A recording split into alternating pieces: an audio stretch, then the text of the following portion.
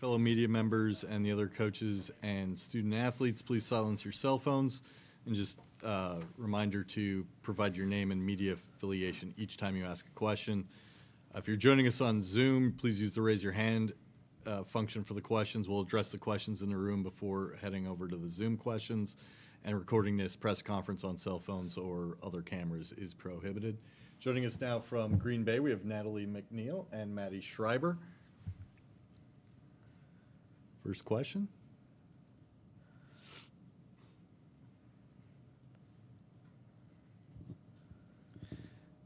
Jay Alter with ESPN. Natalie and Maddie, you've had so much success throughout your college career, and it's rare that a coaching change would be so seamless. So with a first-year head coach, what was it about this team that adjusted so well?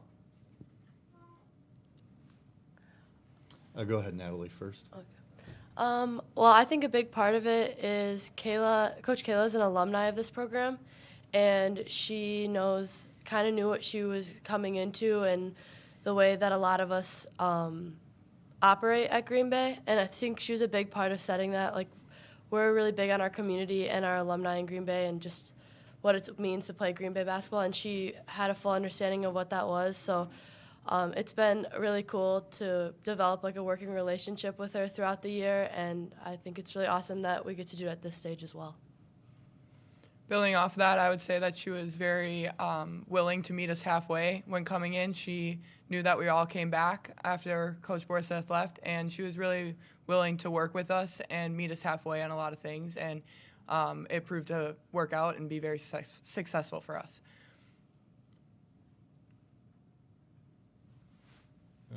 Now, do we have another question?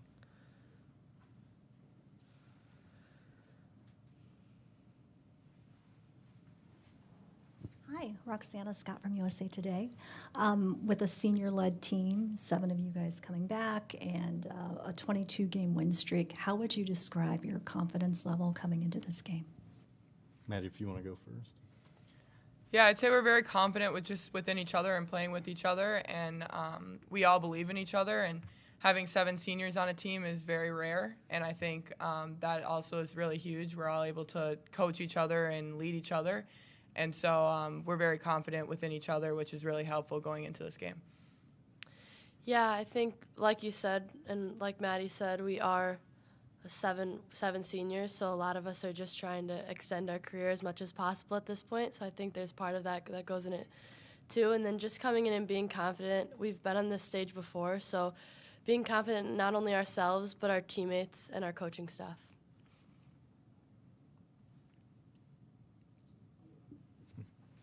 Back here.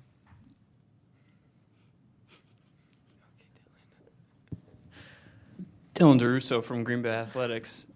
You guys talked about that you have been here before. How would you say last year's experience is going to help you going into this year?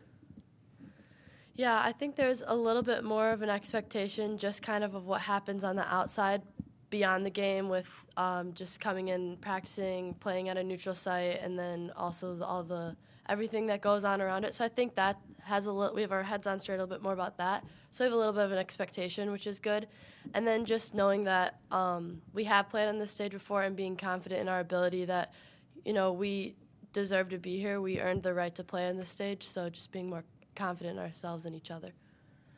Yeah, I'd have to agree. It's not new this year. Last year, I think we didn't have our heads on exactly straight. It was all kind of brand new. But this year, we are a little more experienced in what it's going to be like, and having that experience is really going to help us in pushing forward. Over here.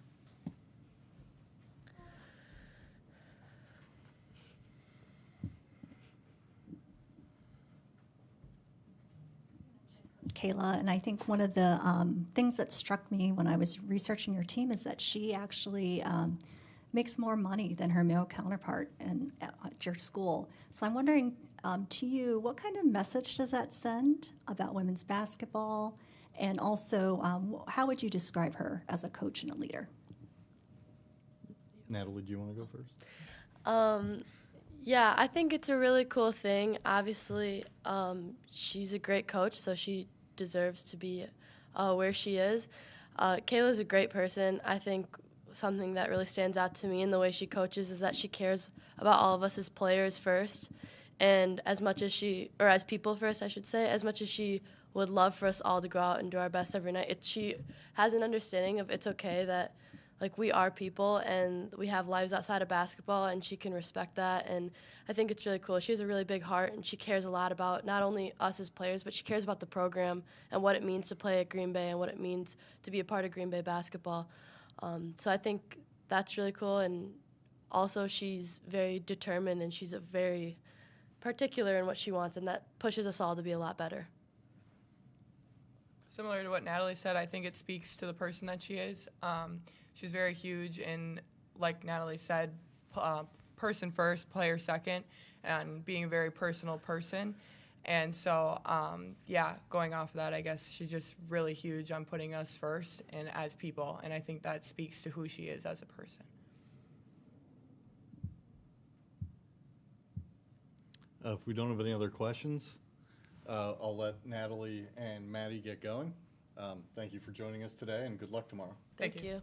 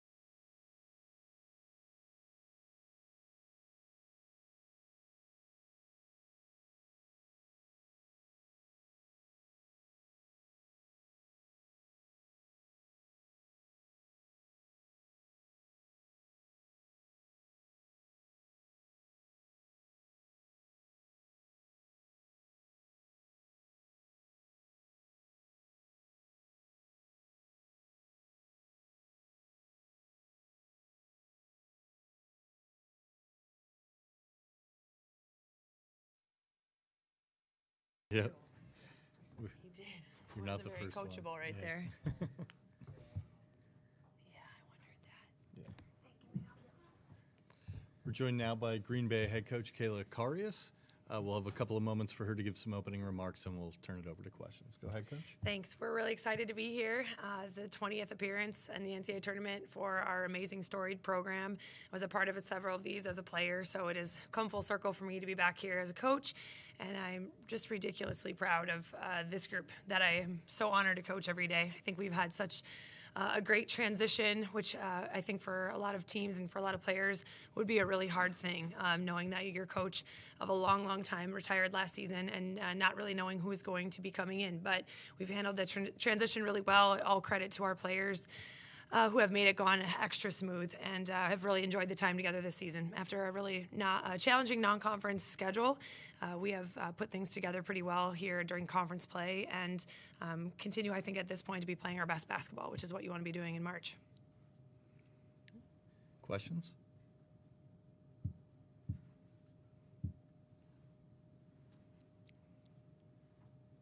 Do we have any? Okay.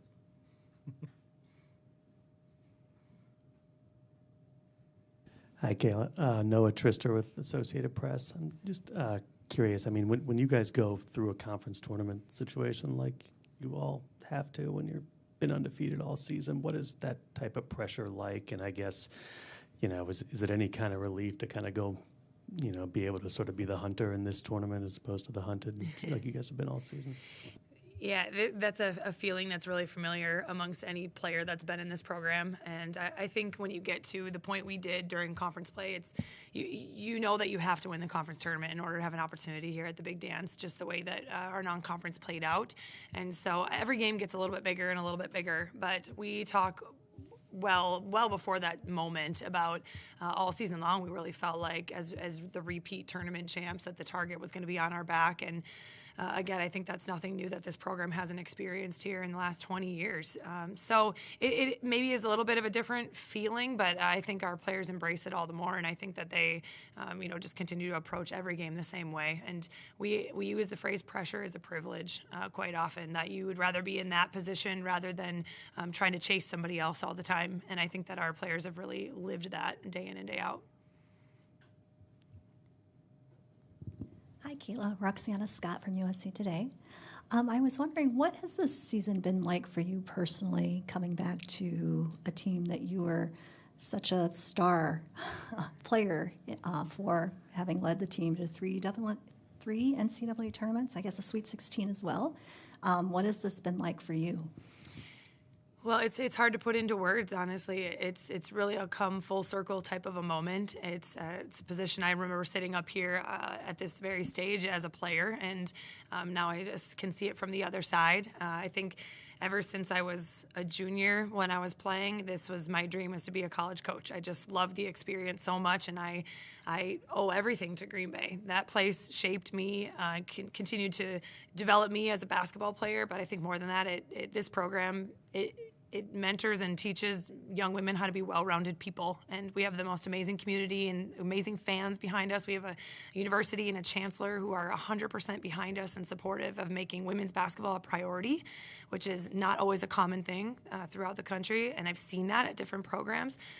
This is the number one priority at that university, and they really take care of us and want us to shine. And I think that that's important. You see that now at this role, probably more so than you do as a player. And I had the opportunity after I was done playing to play professionally and then start my coaching career and go all over the place. And I think that was great too, because you come to appreciate what you really have at this program. And it's not the same everywhere, culture-wise and university-wise and support-wise.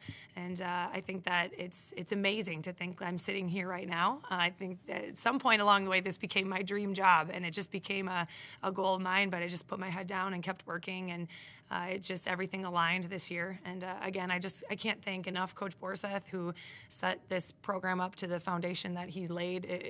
He's done an amazing job.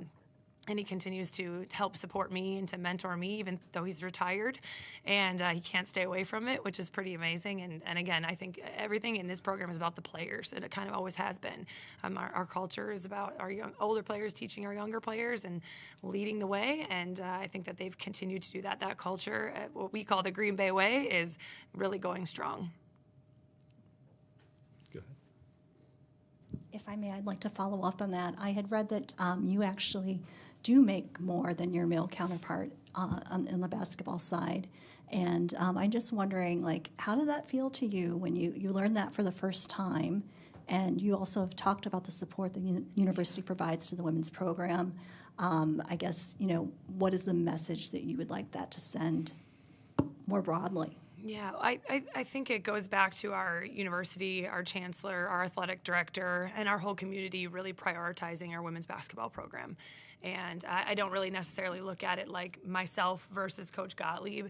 I have great respect for him and the up-and-coming coach that he is. So it is nothing in comparison to him. I think it's a lot more to be said about women's basketball and the rise of it, and in most recent years, how much popularity it's gained and how it's on a bigger stage, and it's more visible to our young girls who can actually watch and find a female role model now to watch and follow. And I think that that's an amazing thing. So I'm really happy to be a small part of that, and I think the thing that it says is that we love women's basketball in Green Bay.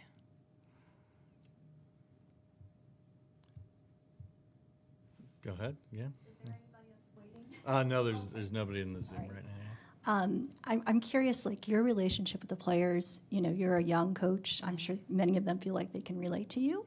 When they sat down and we asked them about you, they said you met them halfway. So could you describe what that's like? Yeah.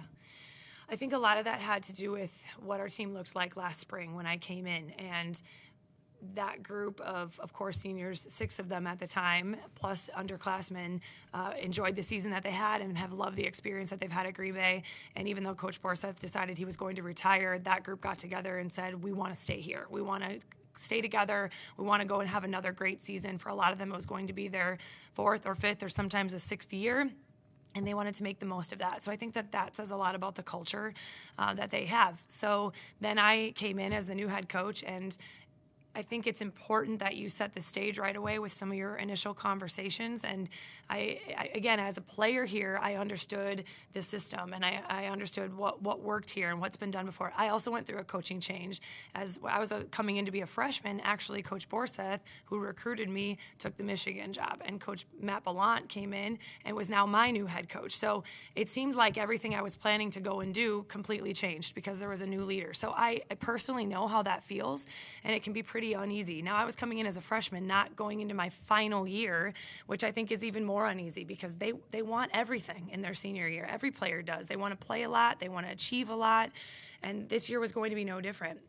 So it was really important to me that when I sat down with them right away, I told them, I'm not coming in here to change everything. You are clearly really good at everything that you do now. What I can say is that I've been watching you, and I do think that there are tweaks that we can make and improvements that we can make in certain areas of the team that are going to help us going forward. Plus, I'm not Coach Borseth, so I have a different personality and a different leadership style probably, and there are going to be different changes, but we're going to have to work through those together. I think meeting them halfway really meant that I wasn't going to come in and dictate everything.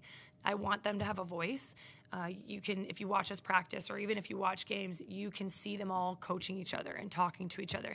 It's quite often that I go to them and ask for their input on something because I think that as a player, I remember how that felt. It's really important that your coaches trust you enough to ask for your input. They're the ones who are out there guarding the ball screen. They're the ones who are out there running a set or running an offense. They have to feel really comfortable in what you're doing. And I believe by giving them a voice, you show them that you trust them and you give them more investment in what's about to happen. So meeting them halfway has been an ongoing process all season long. I think a lot early on, and it's maybe tapered off a little bit because we understand each other more, but ongoing conversations, not like I'm the boss, so I'm telling you what to do, but more so let's do this all together. Go ahead. They mentioned that last year they felt like maybe their heads weren't in the right place for the NCAA tournament. How much did that loss to Tennessee, I guess, come up in your preparation this time? And, how they learned from that, what they can expect coming in. Yeah, well, I knew how they felt about it pretty early on when I took the job because we talked about it, and you could just tell right away. It just left a bitter taste in their mouth. They knew that they felt they were better than what they put out there on the big stage and wanted to show more and prove a little bit more than what the final score indicated. Now, we hadn't touched that subject probably until recently when this opportunity came along. But again, giving them a voice, we talk after practice, and I'm not always the one who's talking. Give them an opportunity to speak up. And it was several seniors who mentioned they've been here before. They know what this feels like, and yet they're aching for more. For us, getting to the tournament is not the end goal. Just like winning the conference tournament, that's not the end goal. It is not only to get here, it's to achieve and to win games here. And they want more than what they had last year. So I think you don't fully understand something totally until you've gone through it at least once, and it just feels a little bit different to them now. I see a different confidence about them. They're approaching this differently than they did last year because they've already experienced it, and now they want more.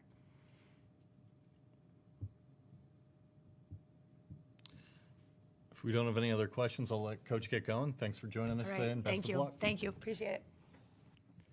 Some reminders.